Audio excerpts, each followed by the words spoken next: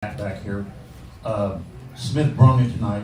Edie had another solid night. But I thought one of the biggest things that happened all night was Kaufman and Gillis put some serious body on Indiana. Yeah. It almost looked like it frustrated him. Did you see that same thing? Yeah, we just wanted to be physical. We thought that, we didn't have physical box outs at their place a couple times. And then, if you they're so long, you let Renew and Ware, with their length. So we just wanted to be physical on box outs. I thought Trey, the start of the second half, really asserted himself. Then I thought Mason, those 2 threes, even though he hit 3, those 2 threes he hit back to back really separated in the game. But we just wanted to be physical with hopefully not fouling and not let them get deep, whether that was a rebound or a post up. Did you see that frustration from them? I did not. You guys think you're good answer. Yeah, no, I did not. I'm looking at our guys. So. Matt, why was the middle so open for Braden? Was that something with your actions or? Right. Well, they were trying to keep him off his right hand, and so when you go up and you keep somebody off their right hand and you're trying to open up space there, we had to flip it and twist the screen and then set it to his left. And then if he wanted to snake it and get back to his right hand, or just play off his left hand, so it just kind of opened up more space. But Arizona did the same thing and tried to keep him off his right hand after he got established. So a couple other people have done that, and he still had success. So that's what they were trying to do. But we were trying to do the same thing with Trey Galloway. So that's where you saw a lot of those snakes, because we were trying to keep him off his right hand. Coach, talk about that decision right there at the end of the first half to insert William Berg on that block play. Can you talk about that for a second? Yeah. When we put him on the ball? Yeah. Yeah. We didn't want, on a lob to take Zach away from it. So if we put Zach on there, then have a 4, we can put him on there at 7-2, and then Zach can be there also at 7-4 by the rim. And so that was why. Coach, can I get your perspective on Zach's 3? Zach what? Zach's 3, your perspective? Yeah, I didn't know what they did that without my knowledge. So. He missed it so bad it went in. Your shrug was priceless. There you go. You look like Michael Jordan. There you go. Yeah, he deserves it though. He deserves it. He comes every night and he competes and he plays hard, and you're always kind of just waiting for him not to one night just have it. But even though he didn't shoot a great percentage again, I think a lot of that had to do with Ware's size and his length. Zach's a competitor, man. He plays hard every night. Just figured to win, kind of build leads early in the game without making the sort of volume of threes you Right. become accustomed to making. Correct. How are you kind of playing through, not that kind of element of your offense? I think our body language wasn't great when I didn't think our body language was great when we missed some shots there. You just got to be able to push through it. But when you don't make shots, that's who you are. Can you still win? Can you still win games? So I thought our guys pushed through it, and we defended pretty well. We obviously rebounded well. We didn't turn the ball over. So once again, it kind of, to us, when we have 9 turnovers, even though we struggle, and 8 for 21 is not awful, but at one time we didn't shoot well during the game. So I thought that was a great sign. But yeah, I think we had a couple guys out there that bothered them. You know what I mean? When you deal with skilled guys, trying to get them to not play through their offense is hard. They just feel that. So you can't let it affect. My shot's not going down. I still got to defend. I still got to rebound. Because if you don't, then why should you play? You know what I mean? If you can't make a shot and you can't guard somebody, you can't rebound, why should you play? So that's always what we're trying to get ahead of, to let them know that, you can always defend, you can always rebound, you can always take care of the ball. You're not always going to make your shots. George. Is that George back here? Sam, go ahead. Is that you? Yeah. That number you gave me after the last game? I called it 3 times in a row and it didn't work. Well, I haven't seen you since, so I saw you, so I'm telling you. I didn't want you to think that, I was a buffoon and I just dogged you. the numbers were all messed up at the It kept going through, it just kept. Yeah, I know. Okay. I was gonna tell you. I just didn't want you to think that, you know, I big time you. They'll do it, they'll do it tonight. I tried 3 times on the bus. I know. Sorry. It's all right. I didn't want to do it anyways, but I was just being So, Thanks for being honest. yeah. Matt, aside from their first 5 possessions where I think they got fouled once and we got 4 pretty easy buckets, did Yeah. you feel like this was a game where you had a lot of progress defensively? I did. You know, when everything can kind of get amplified from somebody's last game, and you know, and obviously Trey and Renew both had 25 points. So just like starting there and trying to keep Trey Galloway, who I thought did some good things in the first half. Obviously, he didn't. I don't think he scored in the second half, but that was just the main thing for us. Is like, let's keep them off the glass. Let's keep them out of transition, but let's make it really hard for Malik Renew. Let's make it really hard for Trey Galloway to get to his right hand. And, you know, I thought we had some success there, not ultimate success. Obviously, getting Renew into foul trouble was a big deal. And that's what we were trying to do with, you know, posting Trey Kaufman in to start the second half. We wanted to go to him and just keep going to him, and then having Zebo on that weak side to rebound because we knew they'd stay one-on-one.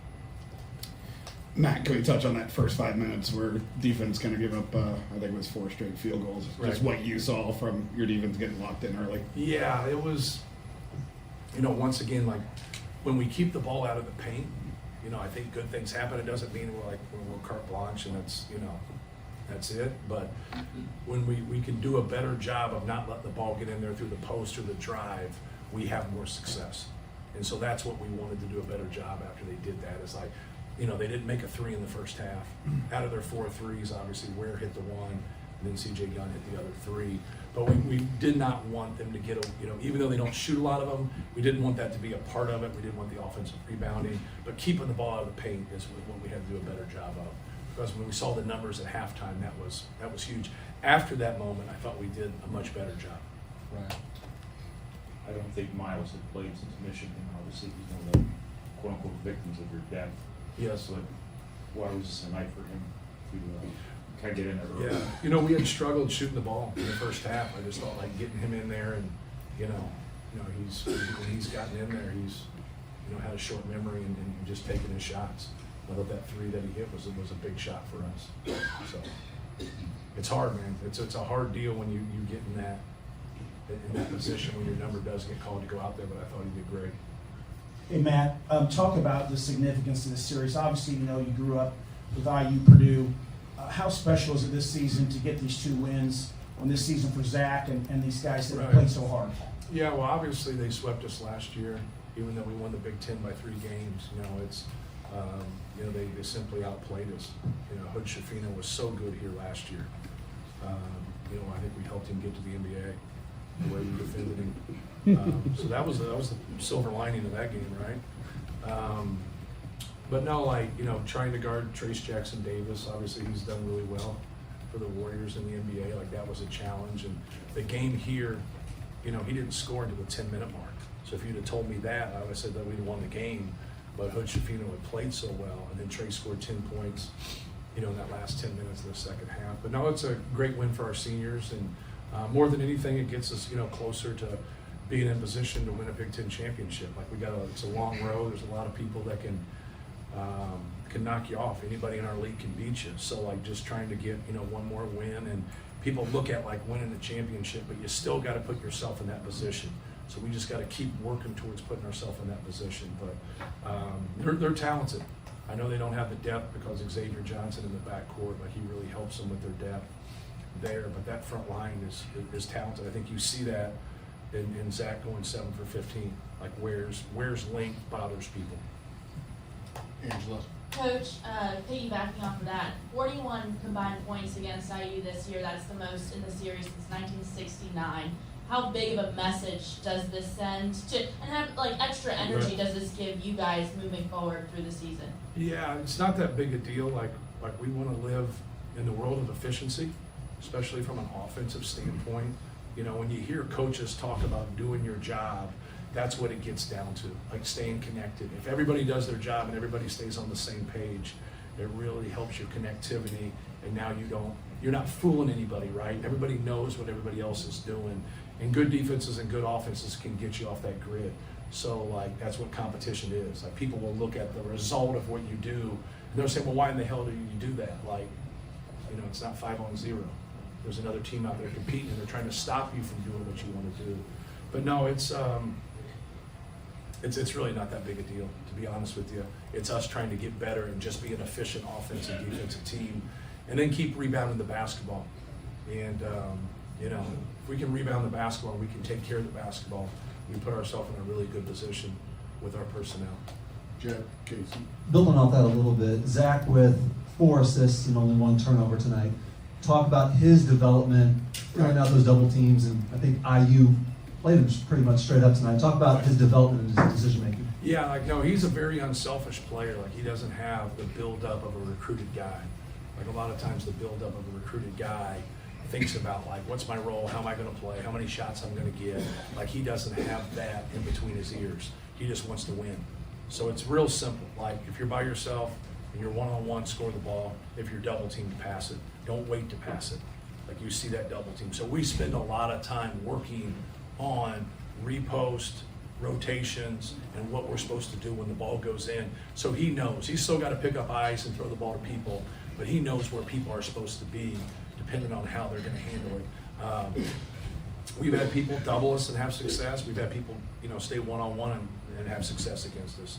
Obviously, he's had a lot of personal success, so it's not over the top, but there's not been one way that just foils us at all. Now, we've had games in the NCAA tournament where one-on-ones beat us just because of decision-making, whatever. So it's not been perfect, but the thing that he's always done is he's always went back to the well and watched and learned and just kept building good positive habits. And a lot of times guys with size and coaches don't like throwing it to them because they're not very good decision makers. Well, you got to work with them. You got to work with them on their passing just like you would work in ball screen passing. And so we spent a lot of time on him working on what people want to do. They want to come quick double, they want to delay double, they want to come big to big, they want to cover down ball side. There's a lot of different semantics to that can make a guy freeze or make a guy not see it. So pass faking's a big thing, ball faking. So now when you're pass faking and you're pumping that basketball 2 to 3 times, are they playing that lane? Are they holding tight? Are they zoning off? It really allows him to process information and see where people are. But simple wins the race. And so when you get in that situation, anytime you get 2 people on the basketball, get the ball out of your hands. You're automatically in a 4-on-3. And if you've set that up and you've stayed ball side, now you're in a 3-on-2. And so that's what you want. You want advantages. You want 4-on-3s, 3-on-2s. And then if you have good decision makers out there and good shot makers, you should get something pretty good. Casey, last one. Braden had a good game at the rim. He struggled a little bit this year. How has his game evolved and his confidence grown just at the rim making shots? Just taking what they're giving him. A lot of people don't like to come, in the ball screen action detached from Zachary. And so when they do that now, make them stop you. Get to your pull-up, get to the rim, make them stop you. Because when they stop you and they come, now somebody not as big is on him. All right? It just depends on the alignment or whatever. But I thought he did a good job. I thought taking his layups in the first half. He missed a couple in the second half where he should have probably got into his defender a little bit more, so he kept that angle. He shut that one off the backboard in front of us. But I thought his reads were good. It's no different than a quarterback's progression. You got your options, you got your second option, you got your third option. Now people blitz you or people trap you. You got to back up out of that and get the basketball out of your hands. But when people play a drop, like Indiana played for the most part, now they don't want to stop you. They want you to stop yourself. That's what a drop coverage is. But you force them to stop you. And if they don't, then just shoot your layup or shoot your floater. Thank you, guys. Thank you, man.